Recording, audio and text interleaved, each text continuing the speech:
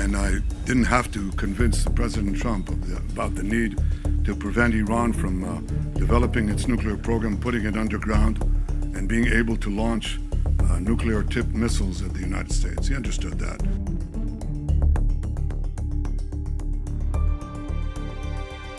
Welcome to the Foreign Press. First of all, I just want to say I'm alive, and you're all witnesses. And now that I dispatched this piece of fake news, I want to give you an update on Operation Roaring Lion. Under President Trump's visionary leadership, America and Israel are acting together in Iran with great determination and unprecedented strength. Operation Rising Lion is designed to remove the existential threats posed by the Ayatollah regime, the regime that has waged war against America and Israel and the people of Iran for 47 years. It chants death to America, death to Israel, and it delivers death to its own people. Our goals are three. One, removing the nuclear threat. Second, removing the ballistic missile threat, and removing both of these threats before they're buried deep underground and become immune from aerial attack. And third, this means creating the conditions for the Iranian people to grasp their freedom, to control their destiny. Today, the Ayatollah regime is not only attacking America, not only attacking Israel, not only attacking the Iranian people, it is attacking the entire Middle East and beyond. They've attacked civilians and American assets in Iraq, Kuwait, Saudi Arabia, Bahrain, Qatar, UAE, Oman, and they've even attacked through their proxies Cyprus and Europe. We've warned for decades that their ballistic missile program would be used to attack these targets far and wide, and if they're not stopped, that's just the beginning. The death cult in Iran is trying to blackmail the world by closing a key international maritime route, the Straits of Hormuz. It won't work. Israel is helping in its own way, and intel and other means, the American effort to open the Straits of Hormuz, rather. But I want to ask you to imagine how the Ayatollah regime would be able to blackmail the entire world if they had ballistic missiles with nuclear warheads. Just imagine what they would do. Look at what they're doing now and imagine what they would do if they had ballistic missiles, international range ballistic missiles, and nuclear-tipped warheads. Just imagine what a great threat that would be. So today, Israel and the United States are protecting America, Israel, the entire Middle East, but I venture to say the entire world. Despite the fake news that is unfortunately being spread since the start of the war 20 days ago, we are winning and Iran is being decimated. Iran's missile and drone arsenal is being massively degraded and will be destroyed. Hundreds of their launchers have been destroyed, their stockpiles of missiles are being hit hard, and so are the industries that produce them. That's important. In Rising Lion, we destroyed missiles and we destroyed a lot of the nuclear infrastructure. But what we're destroying now are the factories that produce the components to make these missiles and to make the nuclear weapons that they're trying to produce. We're wiping out their industrial base in a way that we didn't do before. Iran's air defenses have been rendered useless. Their navy is lying at the bottom of the sea. Today we hit the other part of their navy in the Caspian Sea. Their air force is nearly destroyed. Iran's command and control structure is in utter chaos. And I can tell you that there's still more work to do, and we're going to do it. And I want to close these opening remarks with one other fake news, and that is that Israel somehow dragged the U.S. into a conflict with Iran. Does anyone really think that someone can tell President Trump what to do? Come on. President Trump always makes his decisions on what he thinks is good for America, and may I add, I think what is also good for future generations. In this case, Those interests are absolutely clear, and so is the clarity of our achievements. Together in close coordination with President Trump, close coordination between America and Israel, our militaries, our intelligence services, we're achieving goals in lightning speed. But I want to say another word. It's been said that for 40 years, I've been saying that Iran is a danger to Israel and a danger to the world. That is true. You know who else said that? President Trump. 47 years ago, when the Iranian thugs took over the American embassy, he said how dangerous this regime is. In his first term in office, he didn't need any convincing. He said the Iranian nuclear deal was the worst deal that he'd ever seen, and he walked out of it. Right before his second term, before he was reelected, I went to see him in Mar-a-Lago. The first thing he said to me was, "Bibi, we've got to make sure that Iran doesn't have nuclear weapons." He said that to me. I didn't say it to him. He didn't need any convincing there either. Now, why did he say that?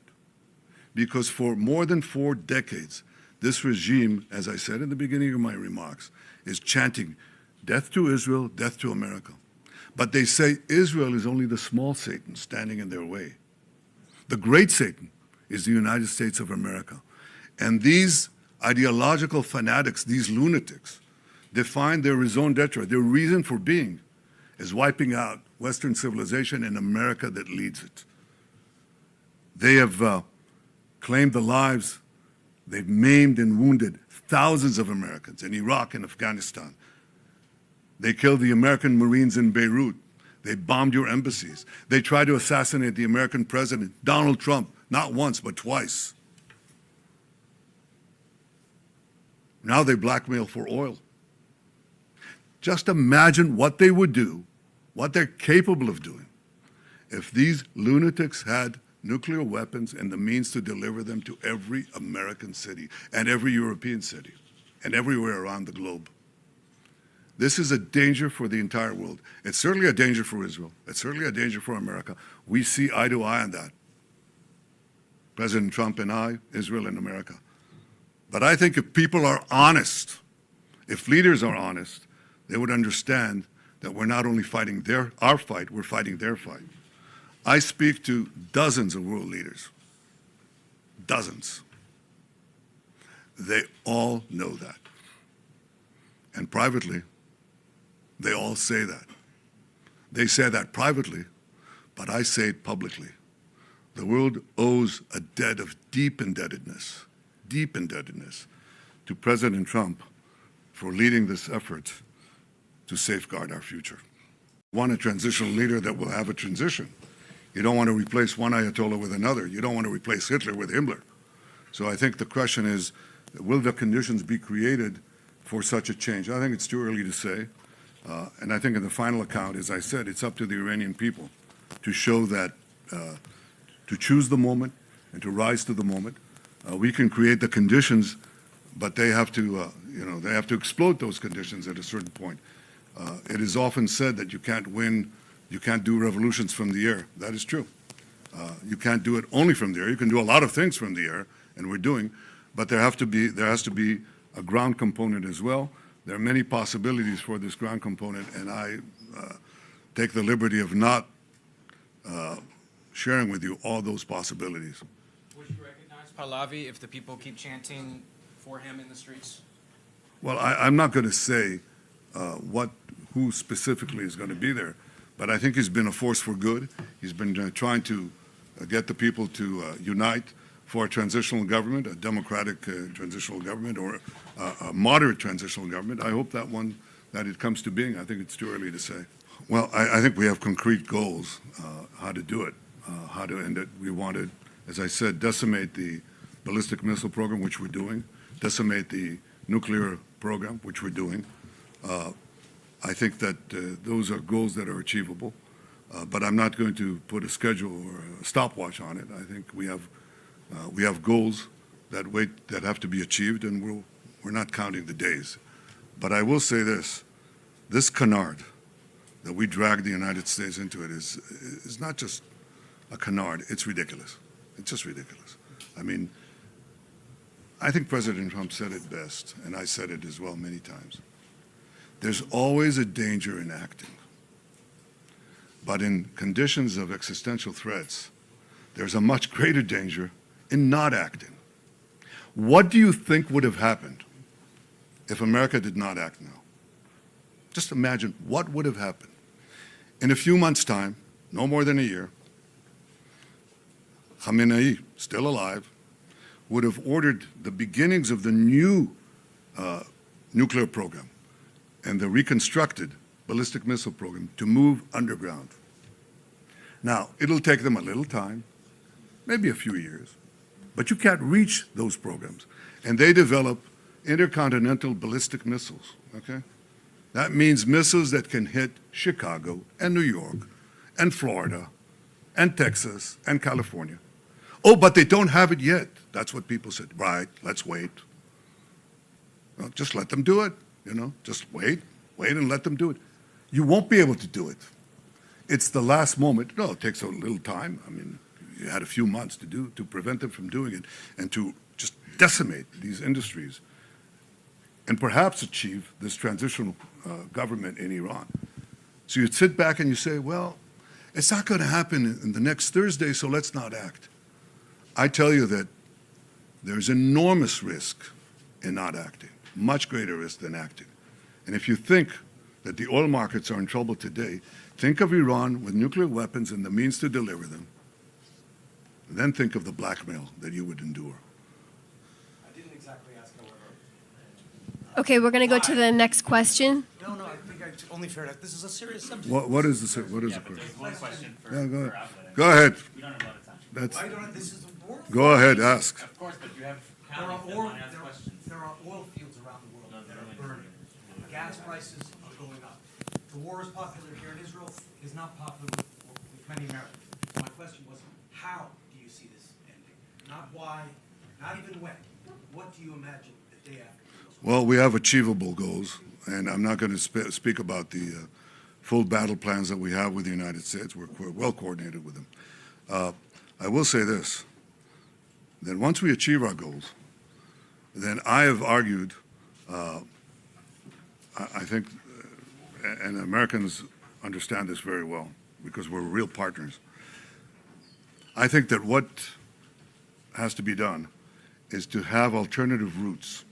Instead of going through the choke points of the Hormuz Straits and the Bab el-Mandeb Straits, in order to have the flow of oil, just have oil pipelines, gas pipelines, going west through the Arabian Peninsula, right up to Israel, right up to our Mediterranean ports, and you've just done away with the choke points forever.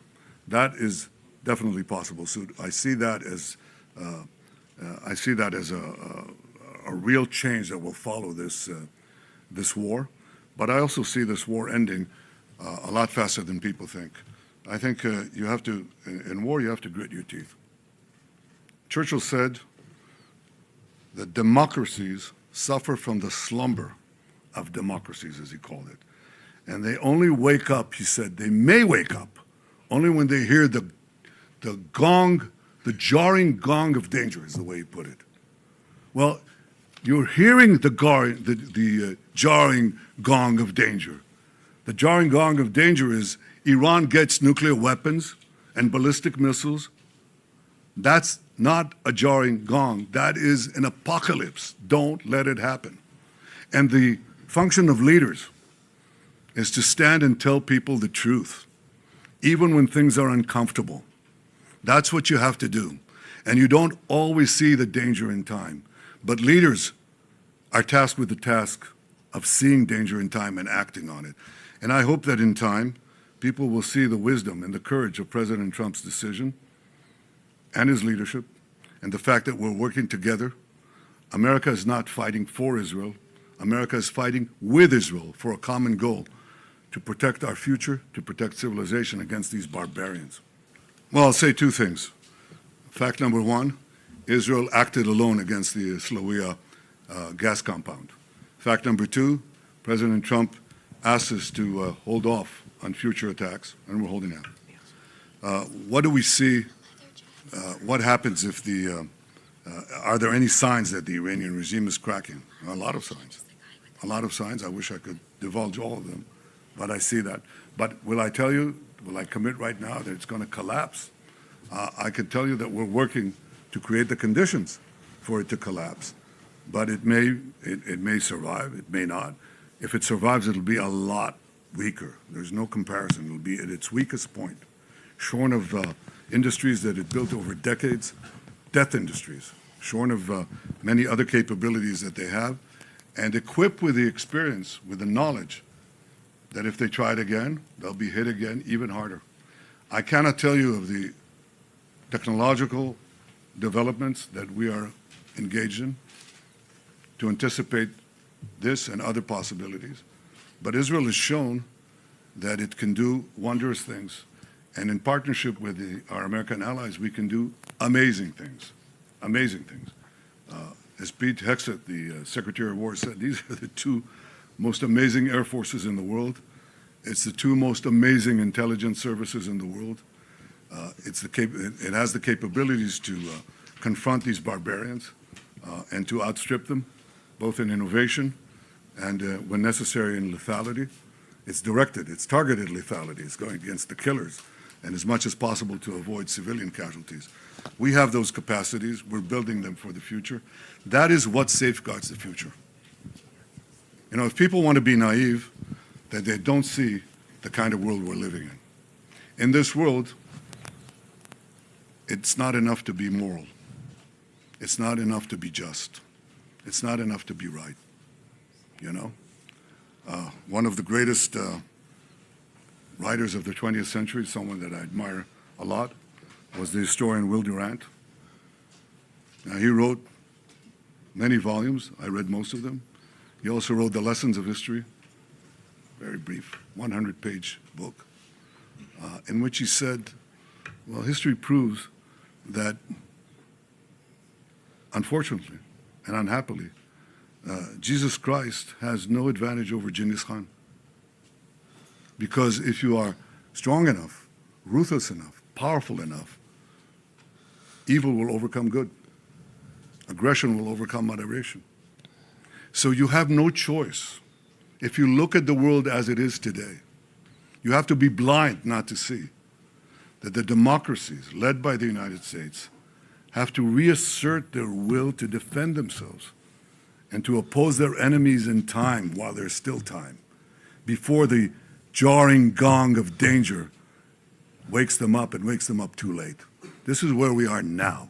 The fact that people don't see that, the fact that a lot of the news media are harking on a lot of fake news, but also a lot of short-sightedness, and do not see the historic period and the historic struggle that we are engaged in now, doesn't obviate these truths. We have to be strong. We have to be armed. We have to be more powerful than the barbarians, or they will not be merely at the gate. They'll crash our gates and destroy our societies. That's what Israel is doing now with the United States. And I'm very proud of the fact that the Israeli people are standing strong, that the Israeli army is standing strong. We rose from October 7th. Our people, our soldiers, rose like lions. But in protecting ourselves and in joining with our great American friends, we're also protecting the entire world. And I didn't have to convince President Trump about the need to prevent Iran from developing its nuclear program, putting it underground, and being able to launch nuclear-tipped missiles at the United States. He understood that. He explained it to me. I didn't explain it to him. And I think that our partnership is the only way to avoid this catastrophic development. The loss of servicemen is painful. Early on in my military service, a fellow soldier died in my arms. I lost a brother who fought terrorists, led the historic Entebbe rescue. The cost to bereaved families is enormous, and I sympathize and send the condolences of the people of Israel to these families and to the American people. Freedom is precious. It has its costs. But if you're not prepared to defend it, if you're not prepared to resist the tyrannies that are trying to arm themselves with the weapons of mass death, you will have no future. And therefore, we're doing what we can. As far as oil prices rising, spikes, you know what a spike is? You know what a spike is? It goes up and goes down. The Americans are working very hard, and we're trying to help them in every way that we can, to open the straits of Hormuz. And if they succeed, which I think they will, then oil prices will come down. But if you say, all right, I'm suffering right now, and people are, then I shouldn't do anything. I should just succumb to the blackmail, let Iran get on with it, let them develop nuclear weapons and ballistic missiles to deliver them to New York and Los Angeles. You're going to be blackmailed in ways that you can't even imagine. I think what this war has done is unmask what Iran is. You know, we've said for years, look at these people. They're doing things that normal regimes do not do. I don't hear even adversaries of the United States chanting death to America, death to the great Satan, massacring tens of thousands of their own people at will like that in 2 days. You have that sometimes. But the combination of fanaticism, deep ideological lunacy, there's no other way to call it, the total and utter ruthlessness of this regime makes it uniquely dangerous. Uniquely dangerous not only to Israel and to the United States, but to everything in between and far beyond. And the fact that this is not recognized, you ask me, okay, what do people think? What did they think in the 30s? What did they think in the 30s when you had a terrible, ruthless, killer regime led by a lunatic that took one country after the other, did it very sequentially? What did they say? They said what? They said, let's stay out of this. It's not our war. It's not our problem. Maybe it's only the Jews. Have we learned nothing, absolutely nothing in these 80 years? We cannot see the danger that lurks. It doesn't lurk. It's risen from the mud. It's right in our face. It's splattering blood right at us. I can't believe that we're clueless. We're not clueless. I talk to many American friends. They're not clueless. They understand this. Some don't. Some are adamantly opposed, but many are adopting a wait-and-see attitude. But I can tell you that I've spoken, as I said a minute ago, I've spoken to many, many leaders. We're talking about dozens and dozens of leaders. And they all say the same thing. I understand it. Some of them come out and say it. They're bold. And some of them say, I don't know, I wish, I understand it, but some of my people don't, or my news media are against me and so on. I was glad to see in the United States that an enormous enormous percentage of President Trump's supporters, traditional supporters, understand it. And I hope that my friends and colleagues of many years on the other side of the aisle, those who understand and agree with what I just said, and there are quite a few of them, have the courage to come out and say it. Because at the end, what is the task of leaders if you're a leader? The most important thing is to assure the security of your people. And that means identifying danger in time and acting against it. That is a prerequisite for the survival of any biological organism. You have to identify danger in time and act in time against it. You either fight or flight. These are the two options you have. Where can you flee? Nowhere, because Iran can reach any part of the world. So you have to, at a certain point, fight. And this is the juncture where we've reached in time. Not too late, but in time. I just will encourage all those who agree with what President Trump is saying, with what I'm saying too, act. I didn't have to convince President Trump of anything. He didn't need any convincing. He acted as a great leader does to protect his country and to protect the future. Divulge our battle plans. Obviously, Hezbollah is not what Hezbollah had been. I said in my opening remarks in Hebrew that they were talking about 150,000 rockets and and missiles that they had, ballistic missiles. They had thousands of Ridwan terrorists right next to our fence underground, ready to invade. We knocked them back. We destroyed the bulk of their missile capacity in 6 hours. We knocked out Nasrallah. We destroyed all the Hamas, or rather all the Ridwan infrastructure right next to our border. We now have a security corridor, a security zone that that is there, that prevents this kind of invasion. And we have plans for the future. Obviously, our number one effort is geared towards Iran. If the regime goes, you know that Hezbollah goes. But in any case, we're devising our plans in such a way that we could remove this threat as well. I'm not sure who's running Iran right now. Mujtaba, the replacement Ayatollah, has not shown his face. Have you seen him? We haven't. And we can't vouch exactly what is happening there. There is a cloud here that's not clear. What we see is that there's a lot of tensions inside the people who are edging for the top. It's not a uniform position. You see that sometimes with the contradictory orders that are given. You know, they do one thing and then they withdraw it and so on. I think it's important that they know that if they think they're going to target the world, target the President of the United States and so on, they themselves are being targeted. That creates a lot of uncertainty. We've found that that can have an effect. The removal of Nasrallah has never been really been replaced, because some people are not replaceable. I think the authority and the hold that Khamenei has had is not going to be translated to anyone, not to Mujtaba if he's there, and not to anyone else.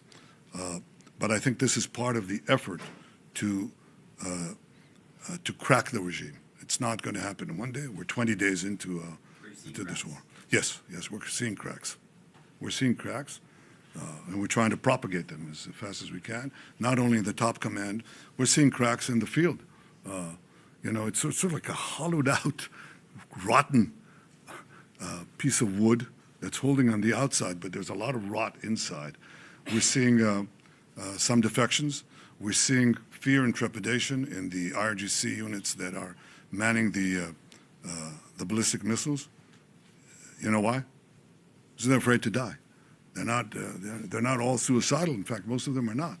So we're seeing cracks, but we're going to hit them again and again. The minimum thing we want to do is, again, erase the industrial capacity that they had to produce these weapons. They'll have to build it from a start, and that's very hard. It's very hard to do underground, too. So they're not going to be able to just take the pieces and move them below the earth. It's going to be a lot harder for them. But ideally, if it cracks enough, and with some other things that I won't get into, yes, the regime could change. Is it guaranteed? No. And is it up to the Iranian people in the final accounting to make use of the conditions that we're doing in weakening this regime? We'll see. I cannot tell you. They're very brave, by the way. I don't come and criticize them in any way. I think they're very brave. I think they've suffered enormously. And the question is, will we have a meeting ground between the weakening of the regime and the rising of the people in many ways that could develop? We'll see. On the oil and gas questions, I can only tell you this. Look, I don't think any two leaders have been as coordinated as President Trump and I. He's the leader. I'm, his ally. America is the leader. Israel is, as the National Security Memorandum described us, I think a month ago, 6 weeks ago, I think, something like that. They called Israel the model ally. That's how they call it, the model ally. It's not a superpower, but America is seeking around the world, and you hear it from the speeches of President Trump and others in the administration. They say, "Where are you? You know, we've helped you all these years. Where are you when we're doing something that is as important, at least as important for you as it is important for us? And yet one country is there, and against all the vilifications that are leveled at Israel, Israel is sponging off America and all that. No, it's not. It's not. Israel is a brave country, a resolute country with an incredible army, incredible soldiers, incredible courage, and we're fighting alongside the United States when the chips are down. We're fighting with the United States. We're fighting for a common goal. So I can tell you that that's the most important coordination. But in practice, President Trump and I speak regularly. You know, we discuss things. Our staffs discuss things. Our militaries are in close coordination as never before. But ultimately, President Trump makes his own decisions. And do I respect them? Yes, I do.